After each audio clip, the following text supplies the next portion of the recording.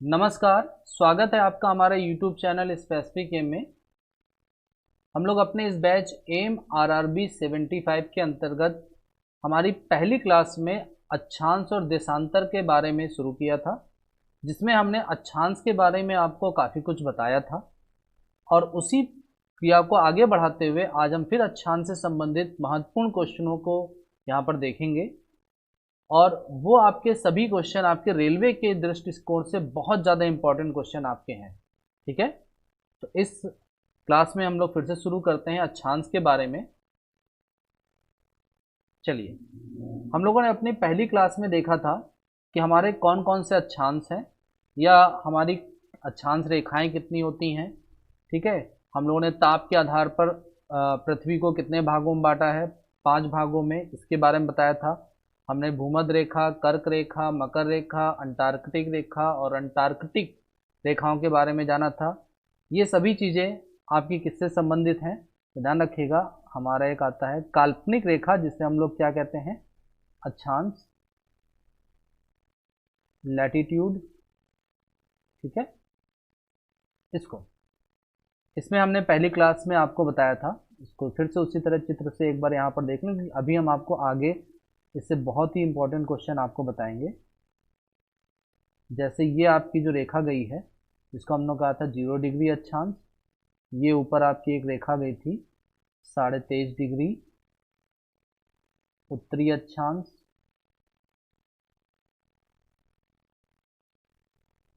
ठीक है, फिर आपका ये जो रेखा गई थी, जिसे हमने कहा था 66.5 डिग्री उत्तरी अक्षांश। ठीक, फिर आपकी एक रेखा गई थी 23.5 डिग्री दक्षिणी अक्षांश। फिर ये आपकी एक रेखा खींची गई थी 66.5 डिग्री दक्षिणी अक्षांश। ये आपका, और ये जो आपके दो बिंदु हैं, उत्तरी ध्रुव 90 डिग्री उत्तरी अक्षांश और दक्षिणी ध्रुव 90 डिग्री दक्षिणी अक्षांश। ठीक, ये हम लोगों ने पिछली क्लास में पढ़ा था। ठीक है, और इसी के आधार पर हमने बताया था कितने ताप क्षेत्र हैं या ताप कटिबंध आपके आते हैं। टोटल आपके ताप कटिबंध कितने थे, 5, जिसमें हमने इसे बताया था आपका शीत, इसे बताया था शीतोष्ण, इसको बताया था उष्ण। एक्चुअली ये पूरा जितना 0 से 23.5 उत्तर और दक्षिण का जितना भी भाग है, ये पूरा उष्ण है। और फिर आपका कौन सा आया था, शीतोष्ण, और फिर कौन सा आया था आपका शीत। इस रेख इसको हम लोगों ने बताया था आर्कटिक, इसको हमने कहा था कर्क, इसको कहा गया था भूमध्य रेखा या विषुवत रेखा, इसको कहा गया था मकर, और इसको कहा गया था अंटार्कटिक। ठीक है, इतना हम लोगों ने पिछली क्लास में देखा था। अब ये जो शीत, शीतोष्ण, उष्ण, शीतोष्ण, शीत, ये क्षेत्र बनते हैं। अब इसके बारे में देखते हैं कि ये कैसे बनते हैं हमारे, और इससे बहुत सारे क्वेश्चन इंपॉर्टेंट आपके बनते हैं। चलिए इसको देखा जाए। आपकी कुछ डेटे याद रखिएगा। जैसे हमारी एक डेट आती है 21 मार्च। ठीक है, इसके बारे में कहा जाता है कि सूर्य की किरणें भूमध्य रेखा पर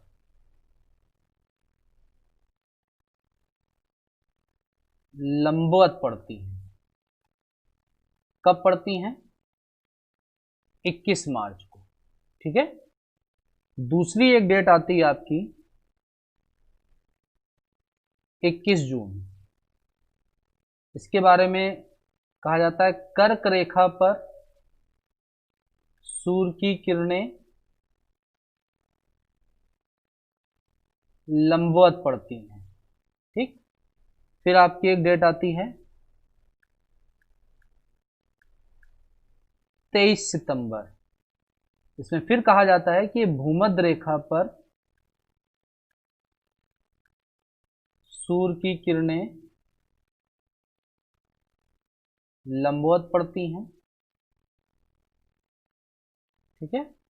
और फिर आपका आता है 22 दिसंबर, ठीक है। इसमें कहा जाता है मकर रेखा पर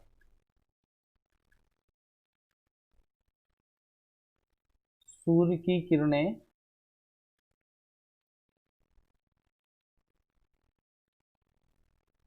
लंबवत पड़ती हैं, ठीक है। ये डेटे बहुत इंपॉर्टेंट है और इन्हीं डेटों के अनुसार ही हम समझेंगे कि कौन सा क्षेत्र गर्म और कौन सा क्षेत्र आपका ठंडा रहता है कब कब, ठीक है। चलिए आगे देखें। इन डेटों के अनुसार अगर हम कहें, हमारा जो दिन रात पूरा निर्भर करता है वो किस पर निर्भर करता है? सूर्य यानी सन। पृथ्वी किसके चक्कर लगाती है? सूर्य के। और सूर्य के चक्कर पृथ्वी कैसे लगाती है? ध्यान रखिएगा, पृथ्वी सूर्य के चक्कर कैसे लगाती है? पश्चिम से पूर्व की ओर। ये क्वेश्चन ध्यान रखिएगा, पृथ्वी सूर्य के चक्कर कैसे लगाती है? पश्चिम से पूर्व की ओर। जैसे हम कहें ये हमारा क्या है? सूर्य, सन। और एक चीज, हमारी पृथ्वी अक्ष पर 23.5 डिग्री झुकी हुई है, कुछ इस तरह से। और पृथ्वी की आकृति ध्यान रखिएगा अंडाकार होती है, अंडाकार। पृथ्वी की आकृति ऊपर से चपटी होती है, ठीक है। ये क्वेश्चन भी पूछा जाता है रेलवे में, पृथ्वी की आकृति कैसी होती है? तो वो होती है आपकी अंडाकार, ठीक। अब हम देखें, अगर हमने कहा कि 23.5 डिग्री क्या होती है? झुकी होती है पृथ्वी अपने अक्ष पर, तो ये कुछ इस तरह से होती है हमारी पृथ्वी, ऐसे। और इसमें जो भूमध्य रेखा होगी वो ऐसे होगी, ये भूमध्य रेखा, और इसको हम लोग कहेंगे कर्क रेखा, और ये हम लोग क्या कहेंगे? मकर रेखा, ठीक है। ये 0 डिग्री, ये 23.5 डिग्री उत्तरी, और ये 23.5 डिग्री दक्षिणी, ठीक। अब देखिए हमने एक डेट कौन सी बताई? 21 मार्च। कौन सी डेट यहां पर हमने बताई आपको? 21 मार्च। 21 मार्च को सूर्य की किरणें कहां पर लंबवत पड़ती? कर्क रेखा, सॉरी भूमध्य रेखा। तो भूमध्य रेखा पर जब 21 मार्च को सूर्य की किरणें लंबवत पड़ती हैं, तो आपका ये जितना भी एरिया है, ये वाला पूरा, ये पूरा एरिया क्या होने लग जाता है? आपका गर्म होने लग जाता है, ठीक है। 21 मार्च से ध्यान रखिएगा ये। और देखना इधर जो आपकी झुकी हुई है, ये कौन सा गोलार्ध है आपका? ये आपका उत्तरी गोलार्ध है। तो हमारा उत्तरी गोलार्ध क्या हो जाता है? गर्म होना शुरू हो जाता है, ठीक है। ये उत्तरी ध्रुव है और ये कौन सा ध्रुव है? आपका दक्षिणी ध्रुव। ऐसे झुकी होने के कारण आपका ये जो एरिया है, ये वाला पूरा एरिया, ये वाला पूरा एरिया क्या होने लग जाता है? आपका गर्म होने लग जाता है। तो अब 21 मार्च से जैसे जैसे हम सूर्य की किरणें बढ़ती जाती हैं, तो उत्तरी गोलार्ध आपका गर्म होने लग जाता है। फिर जैसे जैसे पश्चिम से पूर्व की ओर घूमते हुए आती है पृथ्वी हमारी, तो देखिए, तो हमारी ये जो रेखा है, अब पृथ्वी मान लीजिए ऐसे हो गई, घूमते घूमते आएगी, और ये हमारी भूमध्य रेखा, ये हमारी मकर रेखा, और ये हमारी कौन सी रेखा है? कर्क रेखा, ठीक है। तो अब जो सूर्य की किरणें हमारी कौन सी, दूसरी डेट कौन सी थी? ध्यान रखिएगा 21 जून। तो ये जो कर्क रेखा है हमारी है, ये वाली, ये कर्क, इस रेखा पर अब आपकी सूर्य की किरणें क्या होंगी? लंबवत, और भूमध्य रेखा पर थोड़ी तिरछी, और मकर रेखा पर ज्यादा तिरछी पड़ेंगी।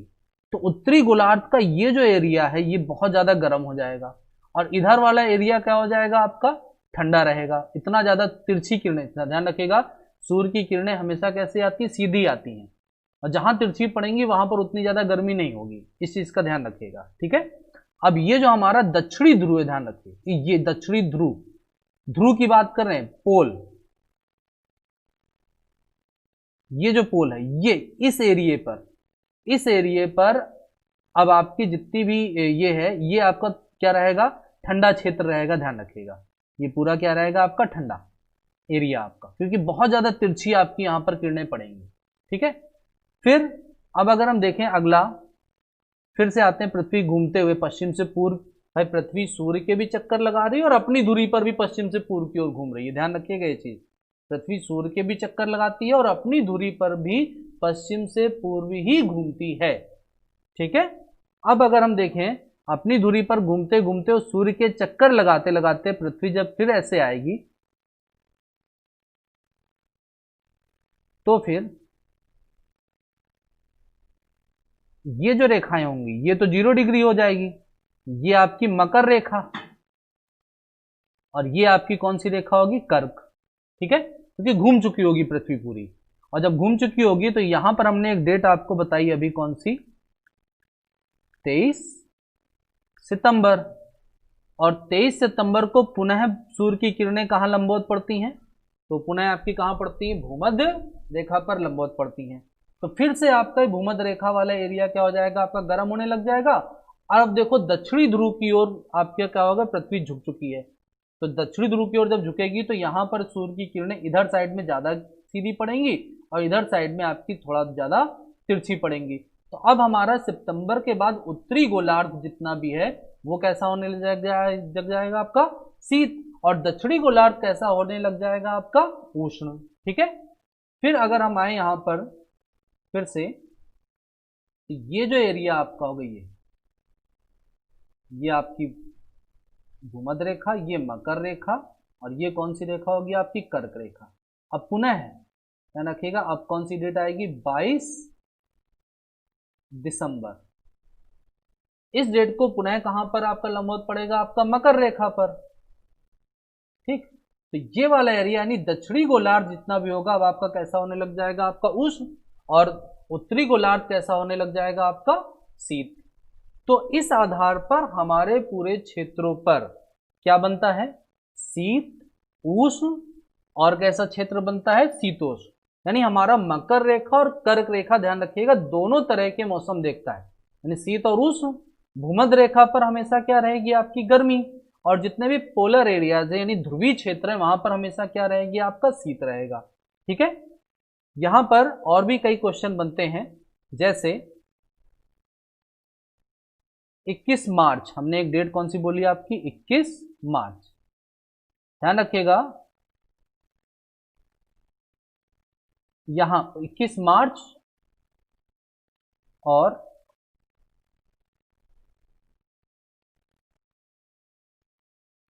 23 सितंबर, 21 मार्च और 23 सितंबर को सूर्य की किरणें जब भूमध्य रेखा पर लंबवत पड़ती हैं, तो ध्यान रखिएगा भूमध्य रेखा पर इन दो डेटों में क्या होते हैं, दिन और रात बराबर होते हैं। यानी 12 घंटे का दिन और 12 घंटे की रात होती है, कब, 21 मार्च और 23 सितंबर को। और ये दोनों रेखाएं कहां पर पड़ती हैं, ये दोनों डेटें आपकी भूमध्य रेखा पर जब सूर्य की किरणें क्या पड़ती हैं, लंबवत पड़ती हैं। तो ये क्वेश्चन बहुत ही इंपॉर्टेंट है, और ये भी पूछा जाता है दिन रात बराबर होने की घटना को हम लोग क्या कहते हैं। तो दिन रात बराबर होने की ये जो घटना कहलाती है, इसे हम लोग कहते हैं विषुव। ये ध्यान रखिएगा, विषुव क्या है, कैसी घटना है, जब दिन और रात दोनों क्या होते हैं आपके बराबर, यानी 12-12 घंटे के होते हैं। और विषुव कहां पर होता है आपका, भूमध्य रेखा पर। किस किस डेट में होगा, 21 मार्च को, और कहां पर होगा, 23 सितंबर को, दिन और रात बराबर होंगे। क्लियर है, ये बहुत इंपॉर्टेंट क्वेश्चन आपका रेलवे की दृष्टिकोण से आता है कि विषुव क्या है। ठीक है, दूसरा आपका क्वेश्चन बनता है कौन सा, 21 जून।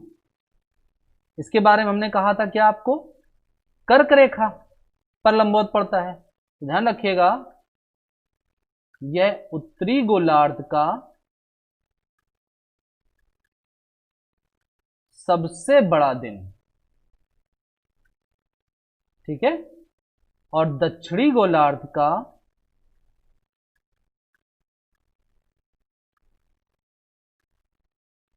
सबसे छोटा दिन। ठीक, ये क्वेश्चन भी बहुत इंपॉर्टेंट है कि कर्क रेखा पर लंबवत कब पड़ता है आपका 21 जून। ठीक है, जो उत्तरी गोलार्ध का सबसे बड़ा दिन और दक्षिणी गोलार्ध का सबसे छोटा दिन कहलाता है। तीसरा क्वेश्चन 22 दिसंबर।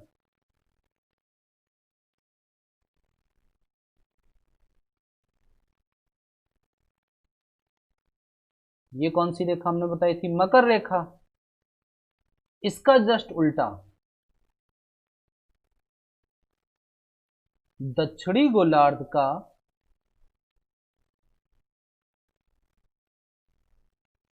सबसे बड़ा दिन और उत्तरी गोलार्ध का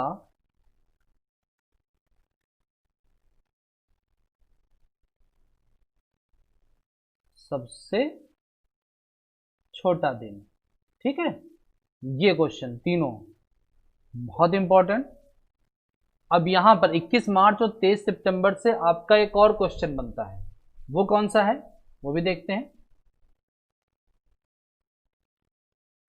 21 मार्च से 23 सितंबर तक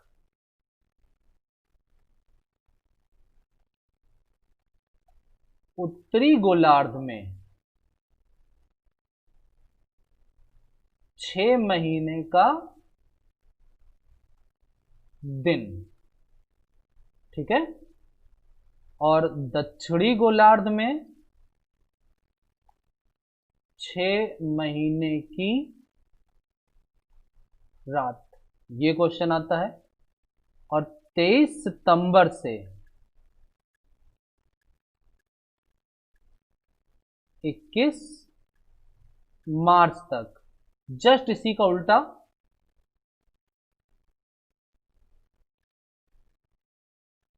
दक्षिणी गोलार्ध में 6 महीने का दिन और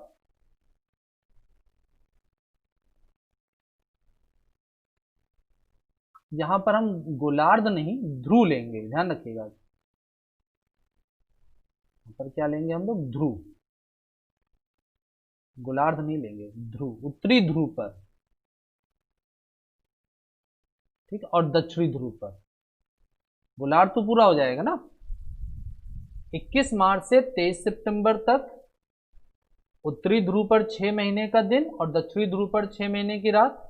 23 सितंबर से 21 मार्च तक दक्षिणी ध्रुव पर 6 महीने का दिन और उत्तरी ध्रुव पर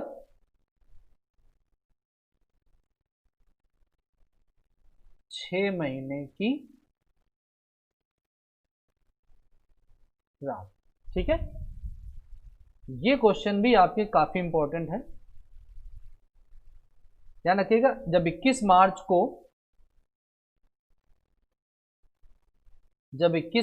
को यहां पर भूमध्य रेखा पर जब लंबवत पड़ेगा तो यहां पर तिरछी होकर नहीं पहुंच पाएगा। तो ये जो पोलर एरिया, सिर्फ ये वाला क्षेत्र, मतलब ये वाला जो क्षेत्र है, ये पूरा तरीके से क्या रहेगा?